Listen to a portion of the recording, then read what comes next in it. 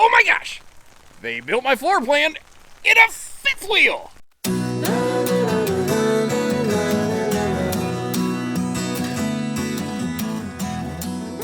Hey everybody, Josh the RV Nerd here at Bish's RV, and normally I would wave with my right hand, but today we're holding the umbrella over the camera, getting myself a little wet.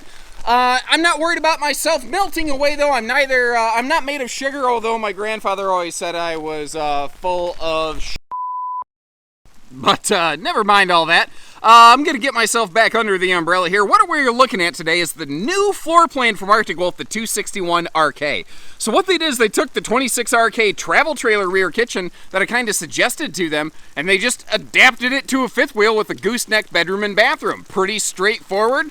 And technically they're not the first ones to do this. Highland Ridge Open Range technically was the first to build a layout like this in a fifth wheel, but I like how different brands have come up with their own different take and different spins on things.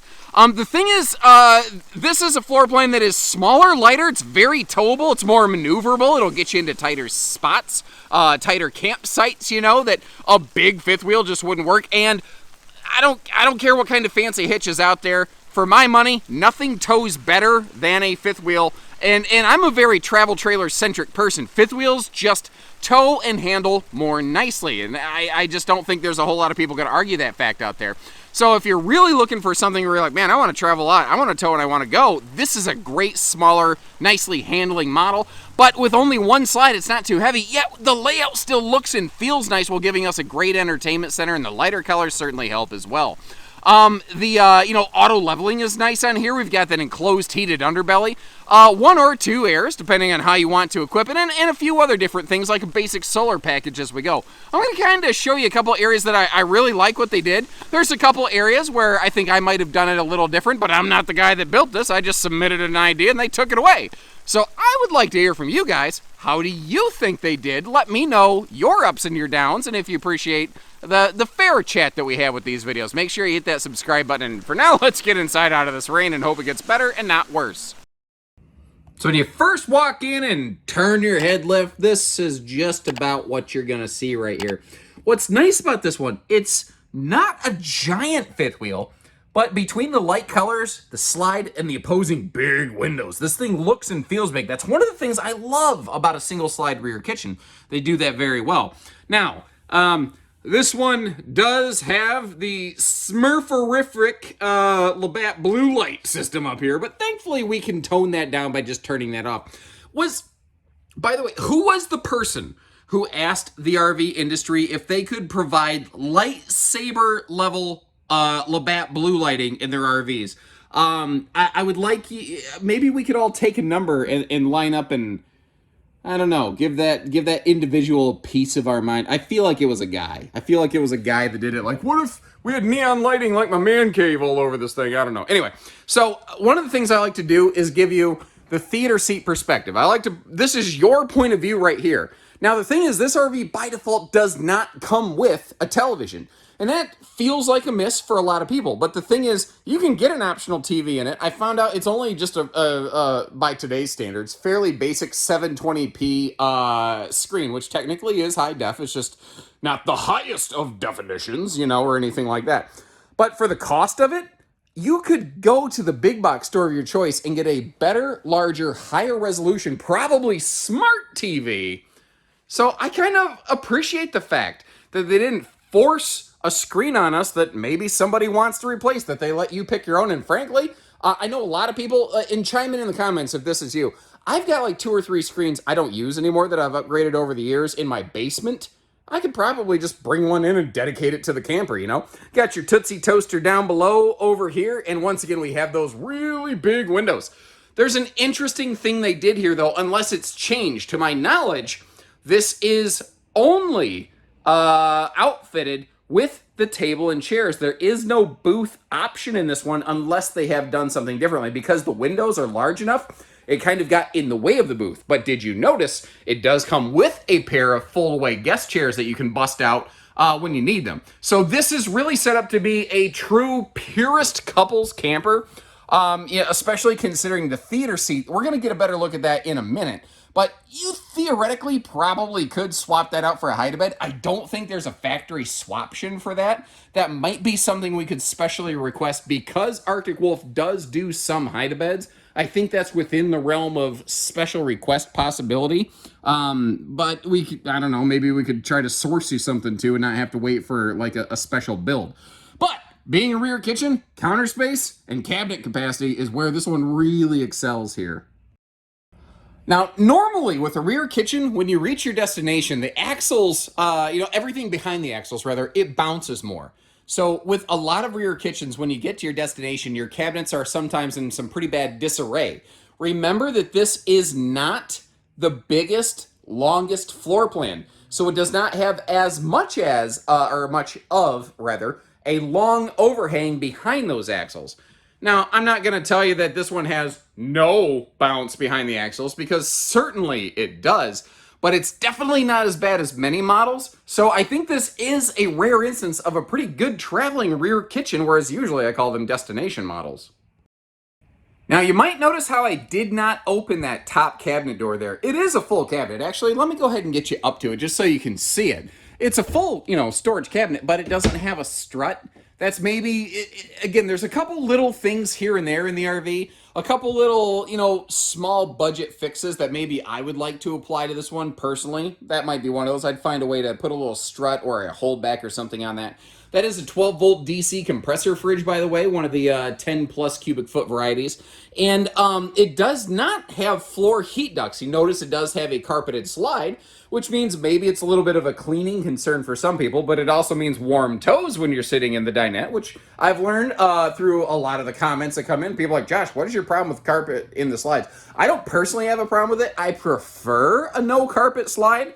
But I understand, it is nice when your feet aren't chilly the whole time in the RV, Good kitchen window coverage around there as well. And did you notice behind the stovetop, I pulled off that little cutting board backsplash right there, which is, by the way, rated and certified for the, self-defense against the gas station murder hobos when they come get you. It is it's a food grade cutting board, by the way, that is it's lightweight, but man, you could really whack somebody with that thing if you had to. If I'm being picky, they've got that little protector divider right there. I wish that was slid back a little bit to make a little bit better wastebasket space in that. But I think over there to the right, as I recall, that was a good wastebasket space too. Black stainless farm sink over here, and you got the little, it's either hand soap or they call it hand sanitizer station. I think a lot of people know that you're going to use that as a hooch dispenser. And we've got a little more storage coming behind the entertainment center too. But first of all, before we get there, I want to look over here at the door side of the RV. We have some sweet window coverage over here. That's one of the things this does well that a lot of RVs really struggle, especially smaller fifth wheels or trailers even, struggle to give us good campsite window coverage. Now down here, this is a theater seat, but it is cuddle compliant, thankfully. Because it has that pontoon style kind of removable center divider cup holder right there, and with the cup holders built into the armrest, I think it works pretty well. Now that is heat and massage, which you can kind of see the controls built right onto the handle here. And you know how in some videos I've said, why do manufacturers put the USB plugs right there? I would still prefer the USB plugs on the front of the sofa, and I need your folks' support and feedback on that to get manufacturers to tell the furniture suppliers to start building it that way. But at least on this one, the USB plugs are beside the sofa over here. Now, that doesn't necessarily help the person sitting near the door, but it is maybe one step closer to getting us, I think, where we would like and, prefer to be. Now, I'd be curious to know what you think about the front wall of this one or the forward wall of the living area. What they did is they put some storage up top, and then down below that, there's actually a Drunken Octopus Fight Club. There's a bunch of little coat hangers sticking down, but they're kind of dark on dark. Let me get you up here a little bit more closely. Let me see if I can shed some light on this situation. There we go. Caught you red-handed. Or maybe not red-handed. I don't know. It is shiny-handed. Whatever. You get the case. So you have placed like a dog leash or something like that. You've got a nice little shoe bench you can sit down. You've got a little pocket there where you can actually keep your shoes. But between the converter and the shoebox, there's this little panel. And I don't, it's got to be covering some kind of wiring or something. I don't know what's behind there. I'm really tempted to drop that panel to find out. And it's interesting to me, there's some outlets on that bench. I never thought about that before. What would you use that for?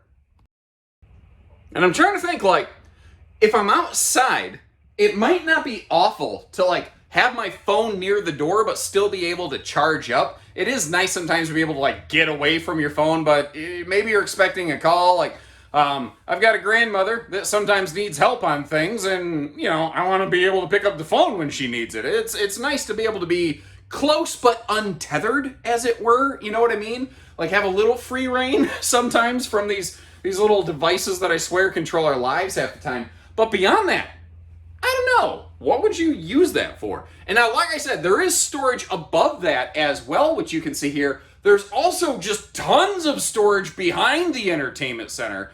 The thing is, if the TV's in place, I would really recommend using some kind of swing arm TV mount so you can get back there. But are you noticing how Arctic is listening? They used to put a fixed mount on here, where if you put a TV on, you basically stopped yourself from getting to the storage short of taking the TV off. They said, okay, we hear you. How about we just tell you where you can mount the TV arm and TV of your choice, and we're going to shelve it up back here and maximize your storage.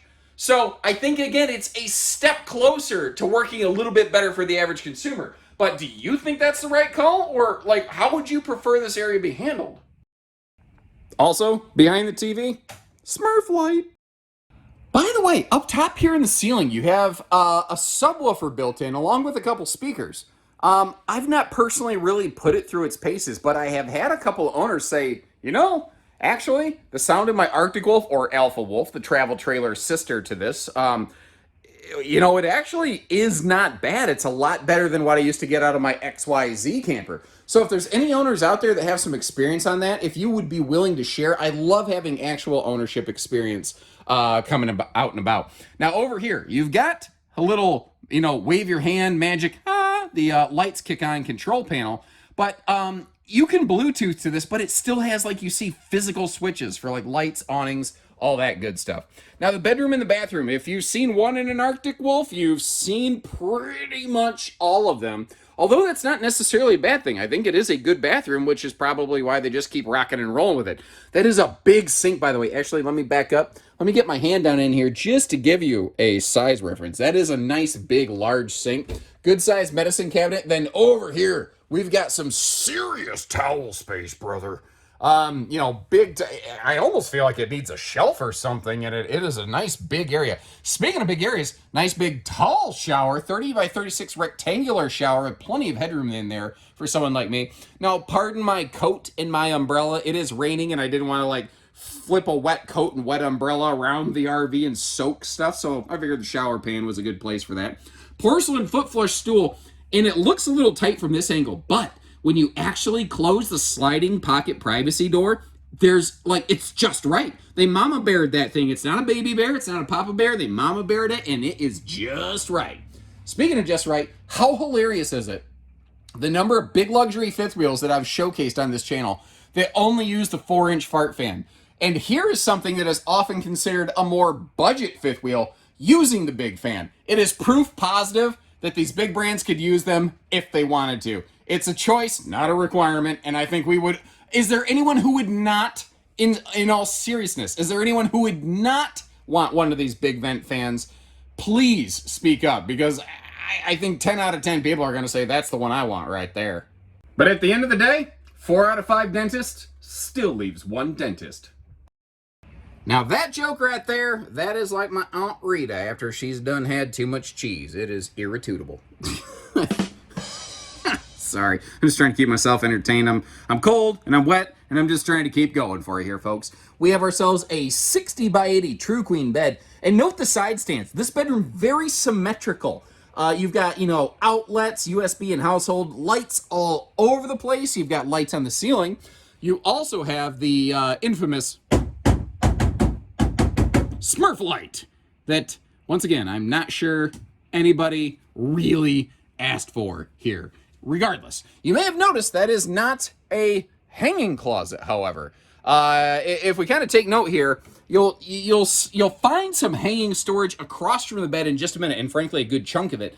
But under the bed is a giant, like, mega coffin storage space where, I mean, you can really pack a lot of cargo down there. You notice I had the 2 fold-away guest chairs in that. I think that that is a great place to keep those when you don't need them. And if you don't plan on having guests, if you're like, I don't care, it's just the 2 of us, or it's just 1 of us, or it's just me, well, nothing says you have to bring those chairs. Put them in a big giant industrial garbage bag, keep them in the garage out of the way, and then when you get done with the RV after years and years of service, swap it out and say, hey, I got the brand new chairs that I never even used. Look at that. And it's going to give the next person who owns this RV, whether you trade it into a dealer or sell it to a private individual, a nice high level of confidence in that camper.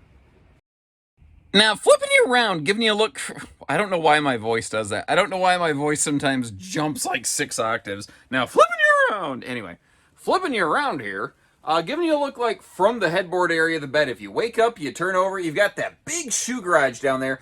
Then over here, this is our primary hanging closet space, since the towers on either side of the bed are basically like wardrobes. That would also be where you could put a TV, should you choose to apply one there.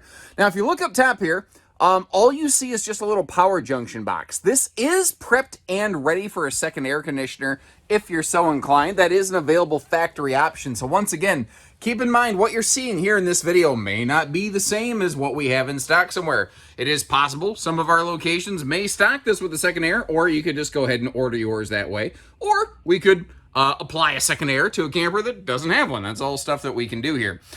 The traveling accessibility on this one, you know, the bedroom and the bathroom, since it's right out the hallway, that's just a no-brainer, especially with no slides. Downstairs here is where it gets a little tricky. It's nice that they leave us that space to be able to slide between the countertop, and that might let you get back to the stove and some of the cabinetry, but you lose the pantry and the refrigerator. The thing is here, this is a cable slide system, and one of the benefits of a cable slide is that if you only want to partially open it and leave it kind of like halfway, just enough to walk past and be able to get to that refrigerator, well, you can do that without screwing it up. That being said, you should not occupy and use the slide when it's only partially deployed like that. And on a rainy day like today where it's kind of drizzly, frankly, I wouldn't recommend doing it, even what I'm doing here right now, at all for any extended time. I would either make sure you have it totally open or totally closed, and I wouldn't recommend doing anything kind of in between. And sometimes people go, yeah, but why is that? And the short answer is because the front side of the slide out is not supported properly until it's fully extended. Think of this like a shoebox with no lid on its side. If it's laying on its side with an open face going sideways and you push down on the top of it, it can, you know, crunch down real easily. Now, if it was a fully enclosed box, it has more support on all sides. That's kind of the thing. Now, not all slides are this way. Most rack and pinion, most cable slides are this way. It just depends on the slide system, and sometimes it depends on the camper in question and how it was built. It's sort of one of those things you just got to kind of eyeball and know what you're looking for. But if you're ever not sure, best advice I can give you is try to occupy and move through or step into or whatever a slide as little as possible unless it's fully extended. Little pro tip from your Uncle Josh. Hope you appreciate the extra info. And now, nobody tells me that I have to come out in the rain and record these. I just, you know, there's work to do, and I go out and I do it, and I grab an umbrella, and some days I come home with wet feet, and some days I don't. But, you know, if you appreciate that I'm getting out here catching the pneumonia so you don't have to, maybe hit that like button on the video just as a way of saying, hey, thanks, Josh, or leave me a comment. I don't know. Now, again, I mentioned earlier, automatic leveling. So, that's become very common on even small fifth wheels. A couple years ago, you tended to only find that on the mid-size to bigger stuff. At this point, it's standard almost across the board in the industry. And I don't want to spend a lot of time with doors open on the outside here, but I do still want to get you inside all these compartments. And I'm trying to make a better effort this year of getting you up here in the front compartments. And thankfully, I'm just getting out of the rain for a second. So up here, you see we've got our spare tire. It keeps it out of the weather. It does mean that you lose some potential cargo space. So depending on what you choose to do, you may relocate that spare tire. That's kind of up to you. Simple battery disconnect here. But one of the cool things is it has the Cherokee Juice Pack, which is a simple battery tending solar package. But what's nice is that does wire directly to the battery. It bypasses the disconnect. so that, when you're not actively using the RV, you can keep the disconnect turned off to kill all the stuff so it doesn't eat your battery, but the solar package is still working to keep that battery alive. And then we're working our way around the side. This has a very standard front pass-through for what you find on the Arctic Wolf series, largely because they're very big on standardizing things like their bedroom, bathroom, upper decks. It's not as big as like a Montana or a Solitude giant drop frame storage compartment, but it's a smaller fifth wheel. It gets the job done pretty well. You got your drunken uncle leash latch right there, and you see that little black circle? That is a little access port so that if you want to plug in an outdoor TV, you can keep your baggage door closed while enjoying that entertainment. That is actually something that I don't think a lot of brands get right. I see that missed even on big luxury fifth wheels, frankly, with a high level of frequency. Kind of like I say things that I probably shouldn't in front of my wife and especially my daughter on a regular basis. Like, there's more than one time that I've said something I probably shouldn't say in front of my daughter, and she's like, "What does that mean?" I'm like, "Oh, it's just a silly word Daddy made up, but don't say it at school, okay, kiddo?"